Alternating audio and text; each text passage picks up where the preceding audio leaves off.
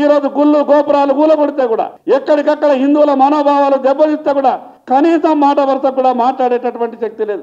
ఉన్నదా ఈరోజు కాంగ్రెస్ పార్టీకి ధైర్యం? చెప్పుని ఒకసారి బయటకు వచ్చి ఎంఐఎం పార్టీ దయతోనే గెలుస్తామని, ఎంఐఎం పార్టీ మాకు మద్దతు ఇస్తున్నదని, వాళ్ళ ఓట్లతోనే గెలుస్తామని ఒక్కసారి మీరు బయటకు వచ్చి మాట్లాడేటటువంటి పరిస్థితి ఉన్నదా?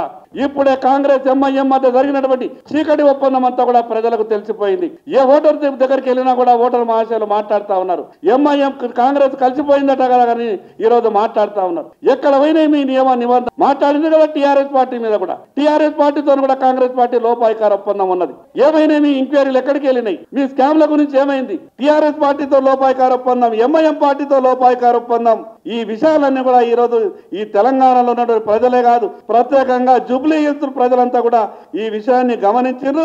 అందుకే మరొకసారి చెప్పదలుచుకున్నాం, భారతీయ జనతా పార్టీ మీద, భారతీయ జనతా పార్టీ మంత్రుల మీద మాట్లాడేటప్పుడు ఒకటికి రెండు సార్లు ఆలోచించి మాట్లాడాలని ఈ సందర్భంగా చెప్పదలుచుకున్నాం. ఏమైంది టెలిఫోన్ ట్యాపింగ్ విషయం? ఏమైంది? మీరు అధికారంలోకి వచ్చి 2 నెలలు గడిచిపోయింది కదా, ఏ ఇంక్వైరీలు జరిగినాయి? ఎక్కడ దోషుల్ని పట్టుకున్నారు? ఈ రోజు ఈ తెలంగాణ పిల్ల కాంగ్రెస్ తో ఒప్పందం కొంచెం అయింది, తల్లి కాంగ్రెస్ తో పూర్తి స్థాయిలో ఒప్పందం టీఆర్ఎస్ కు జరిగిపోయింది. దాని కారణంగానే ఈ రాష్ట్రంలో గతంలో 10 ఏళ్లు జరిగినటువంటి ఏ ఒక్క అవినీతి కూడా ఈ రోజు బయటకు వస్తలేదు.